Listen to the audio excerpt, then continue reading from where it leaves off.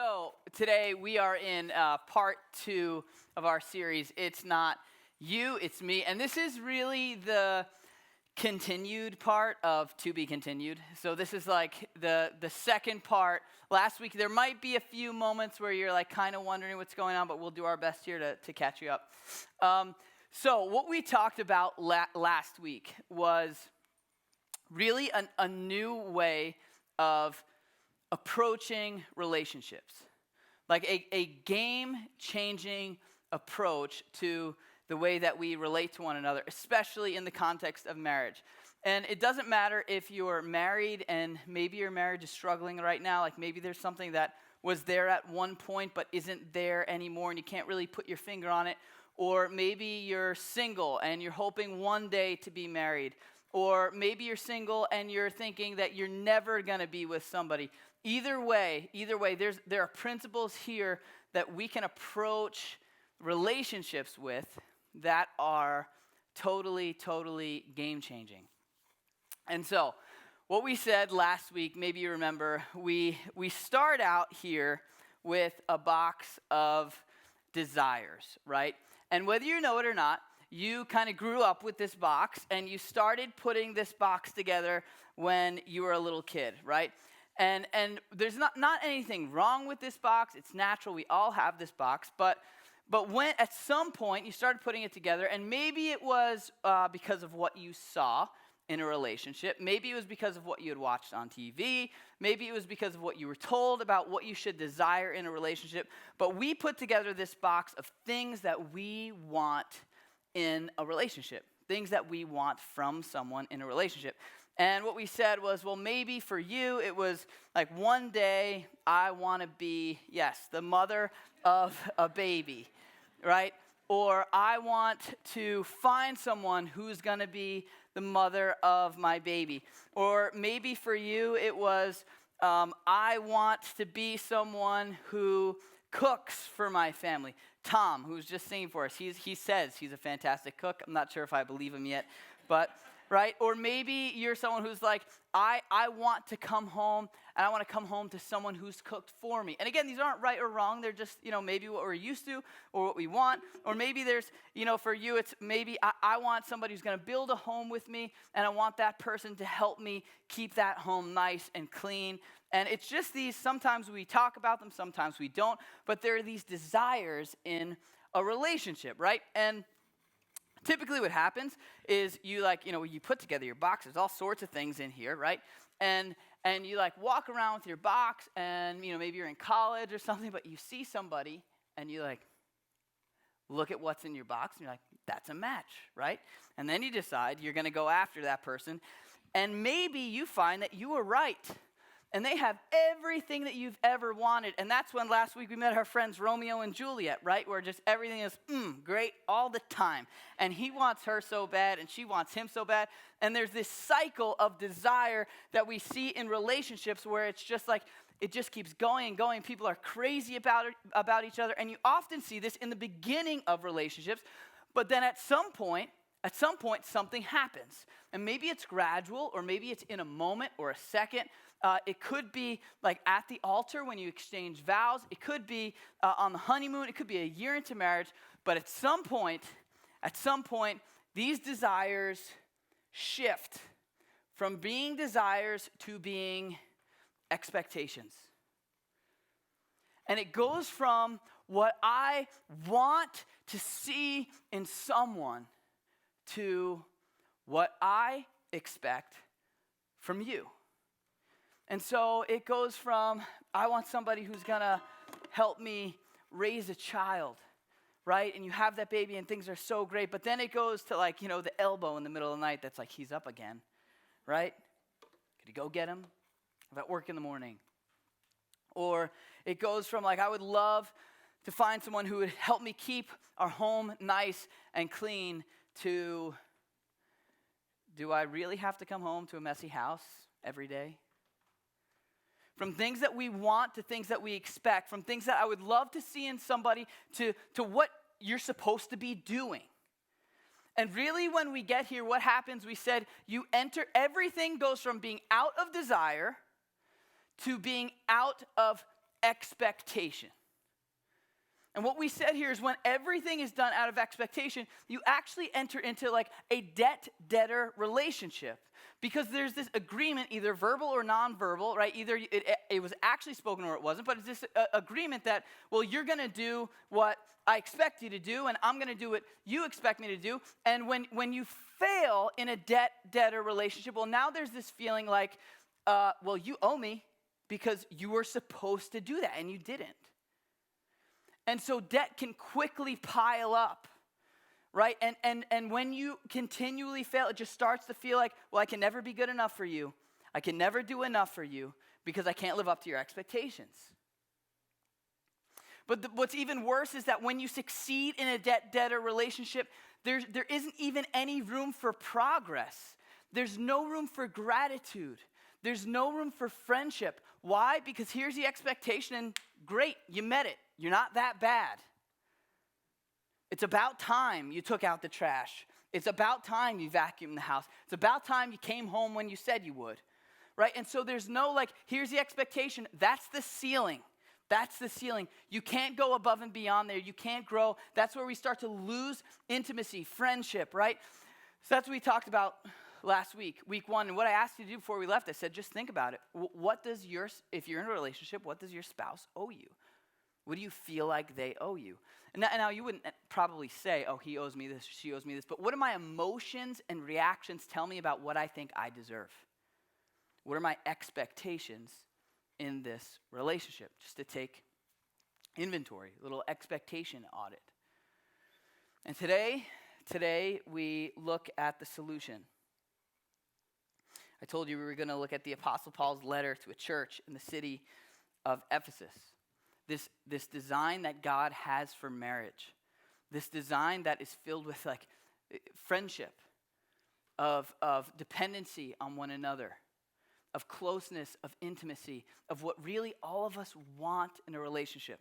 Now, let me just say, the Apostle Paul's a church leader when the church first started, and he's writing to people, this was after Jesus, but he's writing to people who have bought into this whole church thing, the whole Jesus movement, all of Christianity. He's bought into that, and they've bought into that, and that's who he's speaking to. So today, if you're not there, and you're like, not really sure about this, just kind of wanted to check out this church, I'm not really sure how I feel about Jesus or Christianity. For you, I still think this could be helpful, but for you, this probably isn't a do or a don't do. This is probably more like a what if, right? Like what if I applied this to my life? So we're going to dive right into it. Paul opens up, like I said, it's a letter to the church in Ephesus, and let me warn you, he's not really like a romantic, okay? He wouldn't have much of a career writing Hallmark cards. And here's what he says. I kind of picture him in his room. He's like, getting to the end of the letter. He's like, oh, I gotta write a little bit on marriage, right? On relationships. And I think he's probably ready here to step on a couple toes. And here's what he says. Here's the opening statement of how to deal with romantic relationships. He says, submit to one another. It's like, there's the toe. Wham! Just going to slam on it because that makes everybody really, comfortable. The idea of submission. When I was younger, whenever there was a birthday party, my friends and we would have a sleepover. And I don't know what girls do at sleepover parties, but at my sleepover parties, it was just like, as soon as people get there, wrestling match, just gigantic wrestling match. And we would just wrestle all night until somebody started bleeding, started crying, or if something got broken, right? That was pretty much the rules. And the way you would win in these wrestling match is by getting the other person to submit, right? You get them to give up. You put their body in a way that it, doesn't go, and then once they just give up, well, then it's over, right? And so when I read this, I'm like, okay, submit to one another. I don't really know if I want to do that. It's not really something that's getting me energized to be in a relationship. But the truth of the matter is that it's not this idea of just giving up. It might actually be like a little bit worse than that. The word in the original language for submit has this idea of to appoint. It's like literally the word for appoint and under. The idea here is actively, voluntarily appoint yourself under your significant other, your spouse. Like see them as higher than you. Put their desires first. The word was used in the context of like a manager and servant relationship. Like serve them. It just keeps getting better, I know. It's interesting, I was reading just this week, these two people, their names are John and Julie Gottman. They're marriage specialists. They've spent the last 40 years studying marriage. They specialize in relational stability and predicting when a relationship is going to fail. They've been doing it for 40 years. They've studied thousands and thousands of couples. And what they've found is that there's 4 main indicators of a relationship that's in trouble, that's showing signs of failure. The first one is criticism, right? Which is kind of like we talked about last week, just like collecting debts. A culture of criticism. Hey, you didn't do this, you were supposed to. You didn't do this, you didn't, right? And just constantly criticizing. The second one is defensiveness, which goes with criticism, right? When you're criticized, it's easy to get defensive. And if it's constantly criticism, you're constantly defending yourself, and it goes both ways. Well, you didn't do this. You owe me this. Well, you owe me this. Back and forth, back and forth, back and forth. Criticism, defensiveness. The third one is what they call stonewalling. In the context of this debt-debtor relationship, it's like when there's too much debt to pay, I don't even want to think about it anymore. I just put up a stone wall, disengage, unplug from the relationship. We don't communicate. I don't give you access to my emotions. It's just no longer vulnerable. Stonewalling. It's a way of like protecting yourself. But the greatest indicator of relational failure, they said, is contempt. Contempt. Eye-rolling, being sarcastic. The way they defined it as anything that asserts superiority over the other. So think about this. It's this idea of putting yourself above the other person. Like, well, you don't even know what you're talking about. Well, yeah, please, sure, whatever.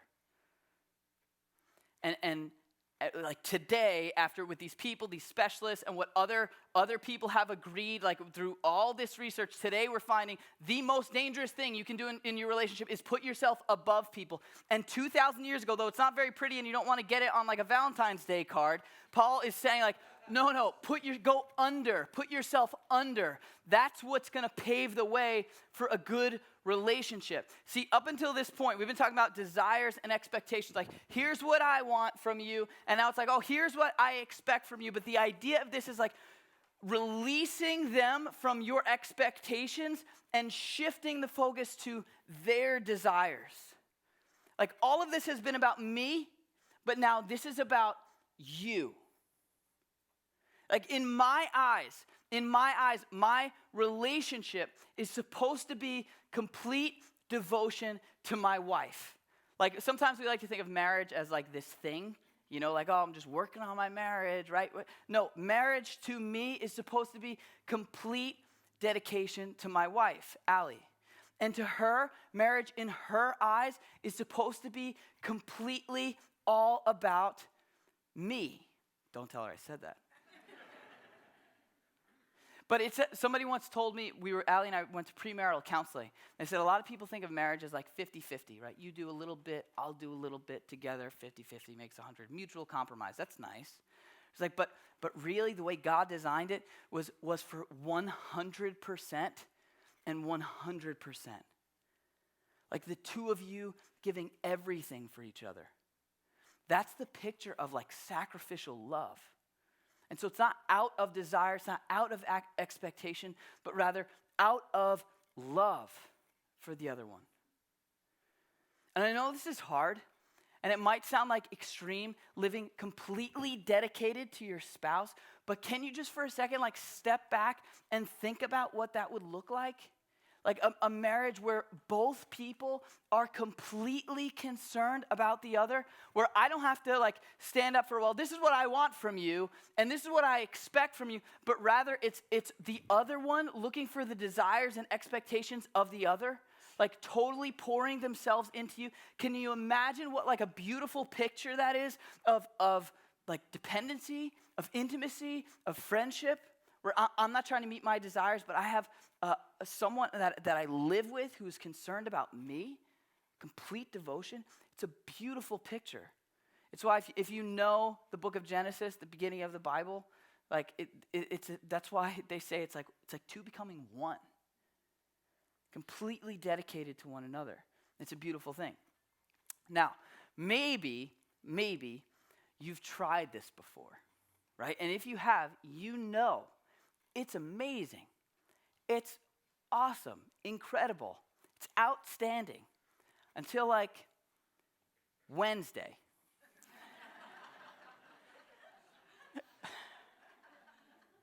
So like Sunday night, we come home, we're like all jazzed up about being devoted to our spouse. Like, oh, he left his underwear on the floor. Well, no problem. God bless him, right? We pick him up.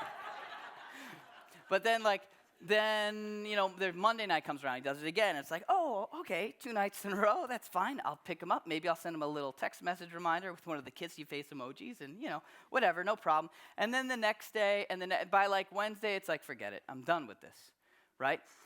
And the reason why is it is easy to reciprocate love, but it is hard to initiate love.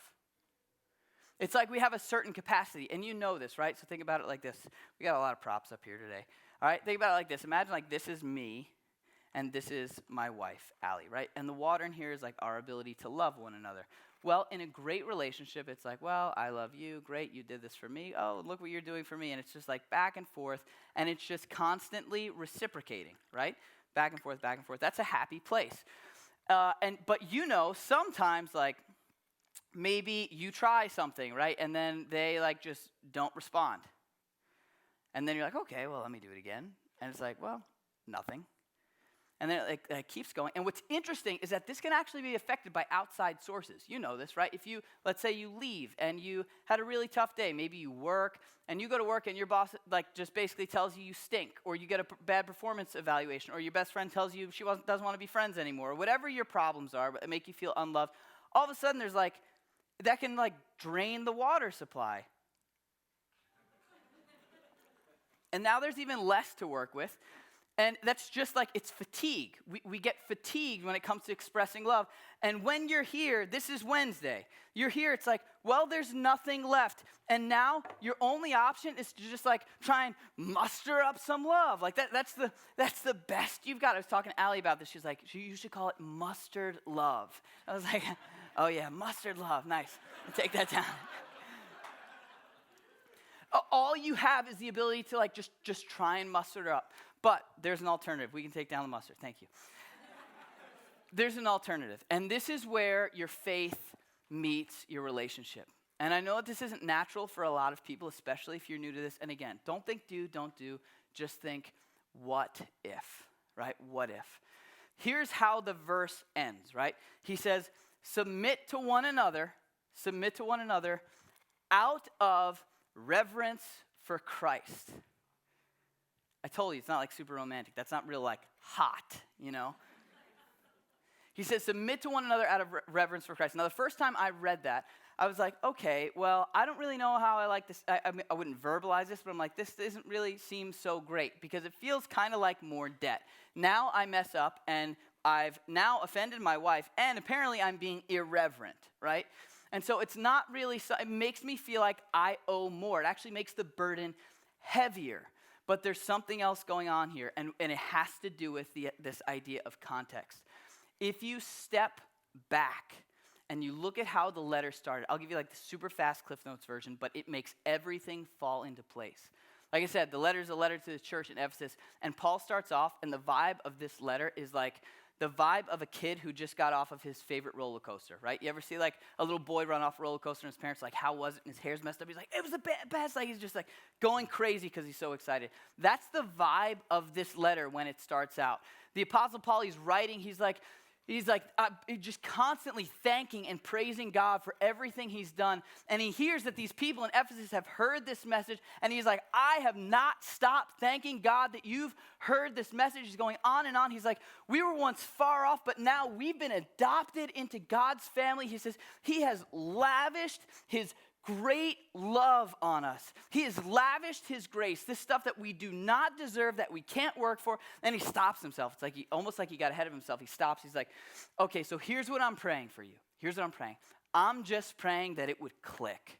He says, I'm praying that the eyes of your heart would be open, that what's up here would go down to in here. He's like, I'm praying that you would understand the hope that's before you. Meaning, like, I'm praying that you in your everyday life will realize and understand that there's a God, not just on the other end of this life, but on the other end of your difficulties, on the other end of your struggle. There's a God there who loves you. He says, I'm praying that you would grasp the riches of your glorious inheritance, which is like a jam-packed phrase, but he's basically saying, I just want you to understand the crazy value of what's been given to you in Jesus, right? And he's going on and on and on, and then it's almost like he steps back, he's like, okay, let me start over, let me start over.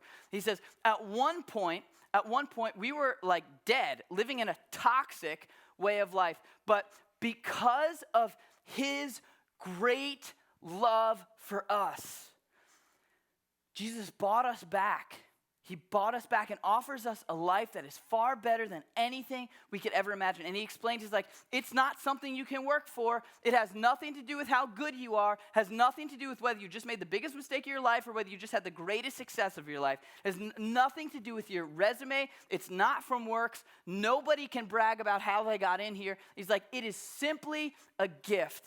And he's like, all of this is done so that God can show the glorious riches of the kindness that he's shown to us in what Jesus has done. And he's just going on and on and on and on. And then he stops himself again. He's like, hold on a second.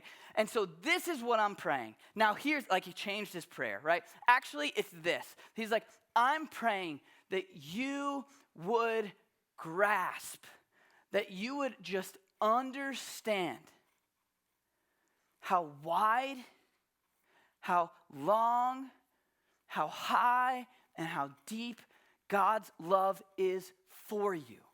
Just like, and then he says, I'm praying that you would know it, and it surpasses knowledge. Like, there will never be a time where you can actually understand how deeply, how greatly your love is. Like, I'm just praying that you would understand that. And then, after that, that's the first time he gives any kind of direction for how we should live. In other words, he's saying this is not about, like, this whole life, this whole idea of Christianity is not about meeting God's requirements. It's about responding to his great love for you. And so in the context of marriage, what he's saying here in this phrase, like, out of reverence for Christ, the word reverence, it's kind of hard to define. Some people translate it reverence, others translate it fear, other versions translate it awe. But the idea here is that it's a response to who somebody is and what they've done for you. He's saying, submit to one another out of how deeply you are loved by Jesus. Like, love your spouse because you are loved. Jesus had a friend, like, it was a young friend. His name was John. He was little John, but when he got older, he was Grandpa John. And then he wrote a letter. We call it 1 John, real creative with their titles of letters. But he says, look, this is how it works. This is how it works. He knew Jesus when he was young. He knew Jesus when he was old. He's like, this is how it works. We love because he first loved us. The love that we have is just love that's passed along. That's it. And so the idea here, right? Remember the cups? The idea here is like introducing a hose to this equation that is just constantly pouring into your cup. I'm not going to bring out another prop, plus a hose wouldn't work well up here. But the idea here is that there is this constant source. It is unchanging, constant, endless supply of love that you cannot even know because it surpasses knowledge. And it's out of that love that we're able to love one another. In fact, I would argue that people who follow Jesus, and again, you might not be here right now, and that's fine, but this is why I think that this is the best way to go. Because if I have a constant source of love coming in, right, love is hard to initiate. It's hard to initiate, but it's easy to reciprocate. And so if there's love that's constantly being shown to me, that I know, that I believe is constantly shown to me, I can show that love to my spouse, and it's a source of love that does not go dry. It does not end. In other words, the way I treat her is not dependent on how she treats me. I'm not returning love from her. I'm returning love that Jesus has shown me. And so, don't get me wrong, we fuel, we thrive off of the love that we show each other. But we don't have to rely on it. So when one of us is in a bad mood or one of us just isn't getting it right or there's something bothering, like that is not what makes everything crumble. There's a much, much better way to live. We were made to be loved and to love. And listen, if you're not in a relationship, if you're single, I think this is even more important. You know why? Because we need to feel like our cups are full. Have you ever seen somebody, maybe one of your friends, maybe even you, where like you get into a relationship and you know it is no good? Like all her friends are telling her he's bad. Her parents think he's bad. She probably even says, yeah, I know he's not great, but she dates him anyway. Why? Because she needs to feel loved. Because we love. Boys do the same exact thing. They know this is not a good relationship to get into, but we get into it anyway because we desire to be desired. We love, we need to be loved. But if you have a cup that is full, you're not going to have that same craving. You're going to be able to see things clearly and be like, no, that's not somebody who's good for me. It's not a good relationship to get into, so I don't need to go there. But it starts with knowing that you are loved with a love that surpasses knowledge. And that's why Paul is praying that they would understand that. Because when we get that, it changes the way that we live. Totally changes the way that we live. The average person on Long Island, average person that you rub shoulders with on a daily basis, they live in either fear of what God thinks of them or denial of what God thinks of them. There's this feeling like, well, I owe him a debt, so I don't really want to talk about God. If you bring up God's name, it's like, oh, don't go there. I don't want to talk. Don't bring that up. It makes things uncomfortable. Why? Because we live in a culture that does not know that God is crazy about them, that he lavishes his love on them whether they deserve it or not. There's this feeling like, well, I got to pay a debt. I got to do what I'm supposed to do, and then maybe God will hear my prayer. I don't know. It's the complete opposite. He offers us a debt-free way of living. And that changes everything. So Paul says we just have to understand that. I think we need to be intentional about understanding God's love. And what I mean by that is, like, there are moments in your life where you will feel an incredible amount of love. You should use those moments to teach yourself about God's love. I'll give you an example. My grandmother, she's this like little tiny Italian woman. She's fantastic. She loves us like crazy. She lives in Florida. And I remember one summer I went to visit her and I brought Allie. She hadn't met Allie yet. My whole family was there. Allie came along and we walked in. We had surprised her. She didn't know we were coming. And when we walked in and like opened the door, she like was like, and she like almost fell over. And then she just had all this energy. She didn't even know what to do. She's just like walking around the house like screaming because she's so excited for us. She looks at Allie. It's a typical Long Island grandma move. She looks at Allie, pulls $20 out of her pocket, and she's like, take this money. And Allie's like this little Southern girl from Virginia. She's like, I can't take that from you. And my grandmother's like, take it, gosh darn it. And she's like, okay, thanks, lady. So she's just overflowing with love. And it's moments like that where we need to stop and be like, we have a God who loves us more than my grandmother does. My mom, she can't help but just give. She constantly just wants to give and give and give. And so she'll go shopping and she comes back, she went out for a pair of shoes for herself, but she comes back and she's got clothes for all of us. She's like, look what I found. She's hanging up shirts and stuff. I'm like, thanks, Mom, for the shirt. I don't need another t-shirt, but thank you, It's like she can't help but give and give and give and give. And it's moments like that where we need to stop and be like, I need to stop and be like, I have a God who wants to give me more than my mom wants to give me. That's how she shows love. That's how he shows love, but in an even greater way. It's the same thing with my dad. My dad will do anything for us, anything. He'll stay in here till 11 o'clock at night, hanging lights in the ceiling, right? And he saw his first service last week because every other week he's been in the nursery taking care of babies just because that's what we needed. And he'll do and do and do and do and do. And it's moments like that where we need to stop. I need to stop and be like, there is a God who wants to do more for me than even my own dad does. I'm a dad. I have two little kids, a 5-year-old and a 3-year-old. And maybe some of you can relate to this. Like there are moments when I put them to bed, they're asleep, which is like the most peaceful time. I will look at them and I will ache because of how much I love them.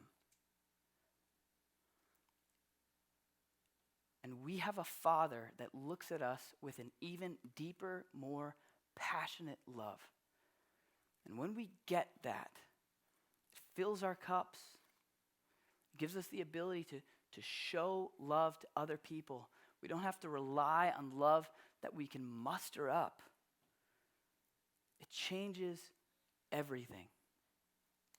So that's my prayer for you, for me, for all of us here, that we would just understand, that we would get it.